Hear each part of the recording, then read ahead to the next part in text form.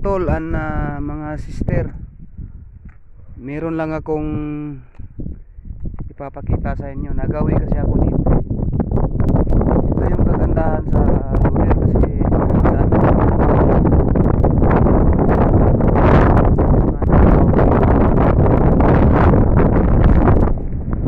ito yung ipapakita ko sa inyo.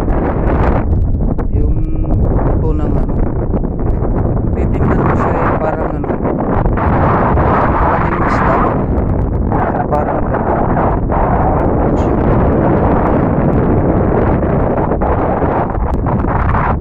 parang gano'n talaga. Pero ito po ay ano, isang kalansay ng ano, camel. Ayan, nagkawatak-watak yung mga ano niya, yung ibang buto niya. Siguro eh tinangay ng ano yan, tinangay ng mga aso o di kaya mga fox o anong mga hayop na kumakain kamat. Yan o, ang laki ng ribs niya o. Ito yung ribs niya o, yung ribs niya. I-assemble natin kahit paano eh, maano natin yung ribs yata niya yan. Yan o, tapos yung balakang niya dito yung ano niya, yung mga paa niya. Ayan o, ang laki, ang laki talaga. Siguro eh dito kasi mostly dito sa Middle East common na yung ano, yung nakikita mo yung mga camel na ganyan, sasakyan. Pero ito bibihira lang na makahanap ka ng, makakita ka ng ganitong medyo buo pa na ano, kalansay. Ang laki niyan. Siguro eh first time ko tong makita na ano, na ganito kalaki na ano, oh, ang kalansay niya oh. Sinignan dito eh, kung parang ano to eh, parang giraffe.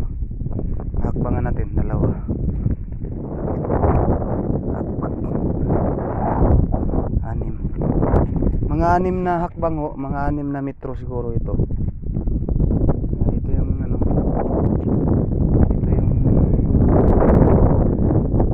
naligaw kasi ako dito eh, nakabiro dito.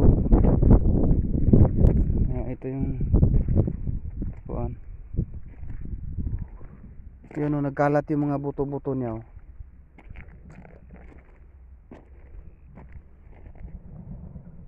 Mainit,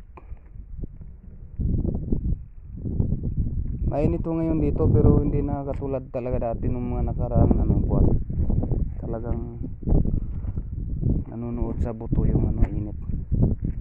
Yan o. Tapos yung mukha talaga niya parang, akala ko nga ito ahas eh oh. Kasi parang ano siya oh, parang kubra na ano, hindi mo mawari kung pag sa gabi mo to makita eh, baka tatalon ka sa takot nito eh. Kasi parang ahas nga siya oh.